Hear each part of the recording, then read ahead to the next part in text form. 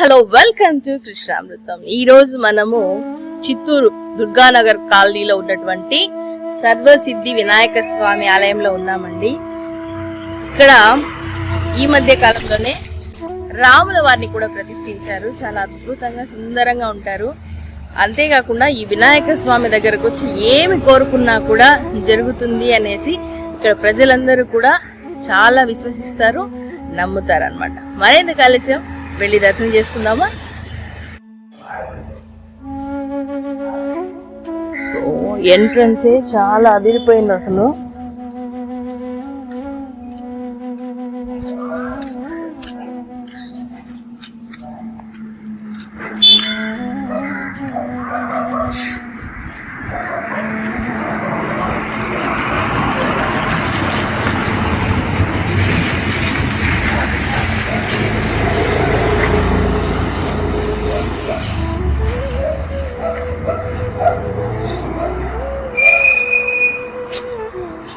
యాక్చువల్గా కృష్ణామృతం ఛానల్ని అప్రోచ్ అయ్యారు వీళ్ళు. ఒకసారి మా రాముల వారిని అలాగే మా బొజ్జ గణపయ్యని కూడా చూపించండి మీ ఛానల్లో అని. సరే మరెందుకు ఆలస్యం, పిలిచిందే తడవు, మనము బయలుదేరి వచ్చేసాం అన్నమాట. ముందుగా గణనాథుడు, విఘ్న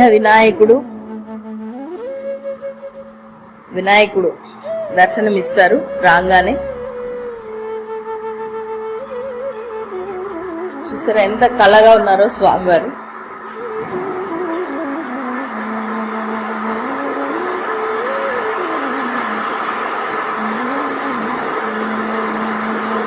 ఇక్కడ ఉన్న స్వామి ఉత్స విగ్రహం అన్నమాట. పక్కనే విష్ణు భగవానులు చాలా చక్కగా ఉన్నారు కదండి. అలా వెనక్కి వెళ్ళి మన రాముల వారిని కూడా దర్శనం చేసుకుందాం. అంతేకాకుండా ఇక్కడ ఉపాలయాలు కూడా చాలా ఉన్నాయి. అరుణాచలేశ్వర స్వామి,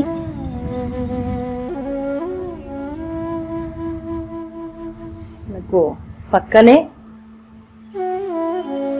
శ్రీ వల్లి దేవసేన సమేత సుబ్రహ్మణ్య స్వామి,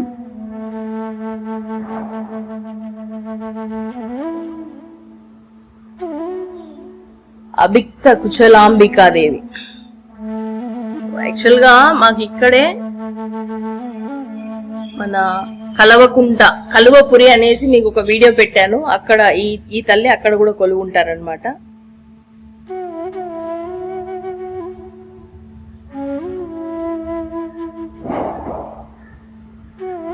రాముల వారు ఉంటే మరి ఈయన కూడా ఉండాలి కదండి. సో మన ఆంజనేయ స్వామి. సో అదేవిధంగా పక్కన నవగ్రహాలు, వీళ్ళు లేకపోతే అస్సలు కుదరదు. ఎందుకంటే ఖచ్చితంగా ప్రతి ఒక్కరు వీళ్ళని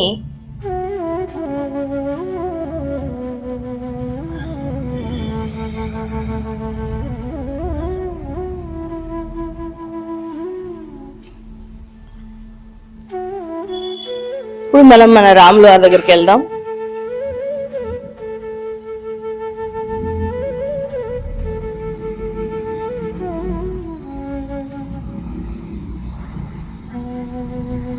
రామ అన్న పదమే ప్రతి హిందువుకి ఒక ఎమోషన్ అండి. ఆ పదం వింటేనే ఎక్కడ లేని ఉత్సాహం మనకు కలుగుతుంది. ఎంత అద్భుతంగా ఉన్నారు చూడండి అద్దాల మండపంలో రామయ్య. ఎటు చూసినా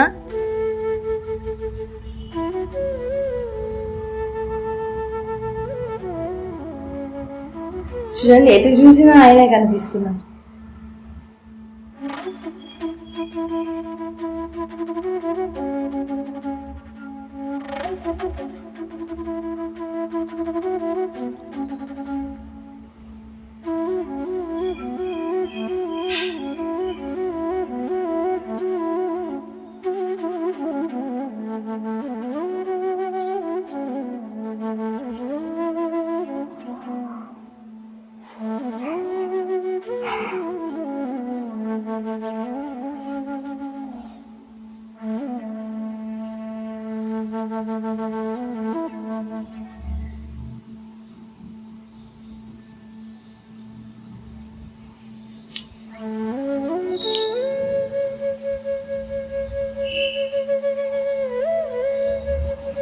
ఈ ఆలయంలో ఒక విశేషం ఏంటంటే రాముల వారిని పెట్టడం మాత్రమే కాదండి, ఒకసారి పైన చూడండి, సాక్షాత్తు ఆ పరమేశ్వరుడే అమ్మవారికి చెప్పినటువంటి మంత్రం శ్రీరామ రామ రామేతి రమే రామే మనోరమే సహస్రనామ తత్తుల్యం రామనామ వరానని.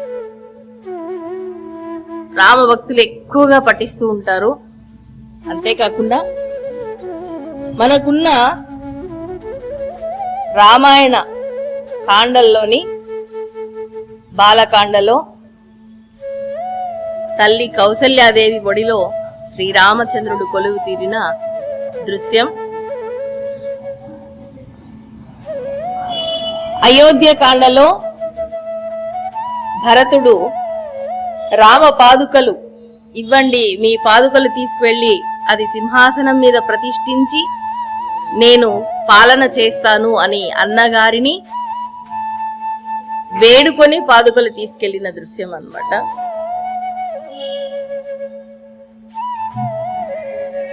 ఆ తర్వాత అరణ్యకాండలో సీతాదేవిని రావణాసురుడు అపహరించే వేళ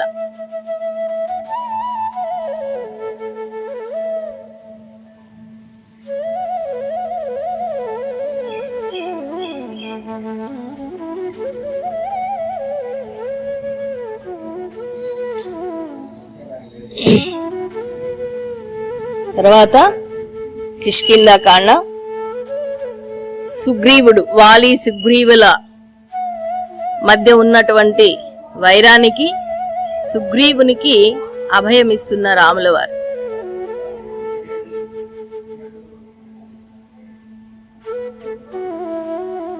తర్వాత చాలా మంది చదువుకునేటువంటి సుందరకాండ అండి.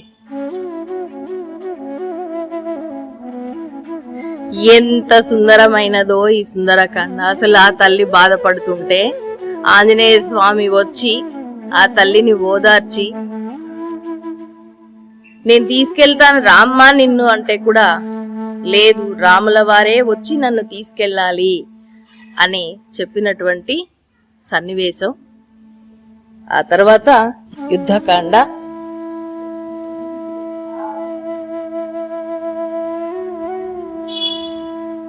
దశకంఠుని వధించినటువంటి రామ లక్ష్మణుడు.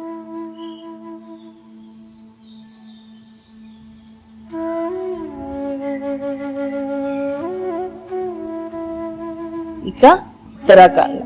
సో ఇవన్నీ కూడా మనకి ఇక్కడ ఈ మండపం దగ్గరకు వస్తే పిల్లలకి మనం నేర్పించవచ్చు ఇవన్నీ చూపించి. సో ఎంత అద్భుతంగా చేస్తున్నారు కదా.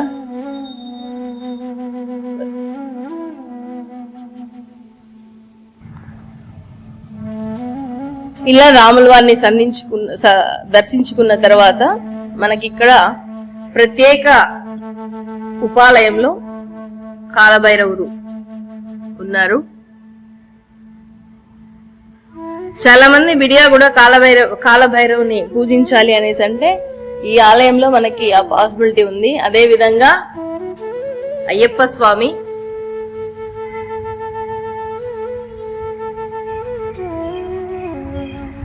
తర్వాత దుర్గామాత తల్లి, అన్నిటికీ మూలం ఈ తల్లే. సో చాలా మంది ఇక్కడికి వచ్చి లలిత సహస్రనామాలు కూడా పఠిస్తూ ఉంటారనమాట. చాలా అద్భుతంగా ఉంది ఆలయం. అయితే ఒక ఆలయంలోనే మనకి ఉపాలయాల్లో అందరు దేవి దేవతలు ఇక్కడ దర్శనమిస్తారు.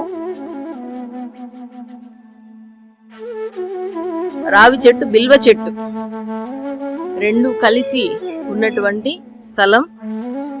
చాలా మంది పిల్లలు లేని వాళ్ళు ఇక్కడ వచ్చి ఈ యొక్క నాగదేవతలకి పూజ అనేది చేసుకుంటారు. మనకు ఆల్రెడీ ప్రతి ఒక్క వీడియోలో కూడా ఇలాంటి ఇవి చూపించినప్పుడు చెప్తూ ఉంటాను నేను. 3 చెట్లు ఉన్నాయి ఇక్కడ. రావి చెట్టు, వేప చెట్టు, బిల్వ చెట్టు 3 ఉన్నాయండి. 3 కలిసి ఉన్నాయి. 3 చాలా పవర్ఫుల్ చెట్లు, 3 కలిసి ఉన్నాయన్నమాట. చూసారు కదండి, మా దుర్గానగర్ కాలనీలో, చిత్తూరు దుర్గానగర్ కాలనీలో ఉన్న శ్రీ సర్వసిద్ధి వినాయక స్వామి ఆలయంలోని వినాయకుడిని మరియు శ్రీరామచంద్రుడిని మరెందుకు ఆలస్యం, ఒకసారి వచ్చి దర్శనం చేసేసుకోండి. ఇలాంటి మరిన్ని ఆలయాలను మీరు చూడాలనుకుంటే ఖచ్చితంగా కృష్ణామృతం ఛానల్ ని లైక్ చేయండి, షేర్ చేయండి, కామెంట్ చేయండి, సబ్స్క్రైబ్ చేసుకోవడం మర్చిపోకండి. సబ్స్క్రైబ్ చేసుకున్న తర్వాత పక్కనే బెల్ ఐకాన్ ని ప్రెస్ చేయండి.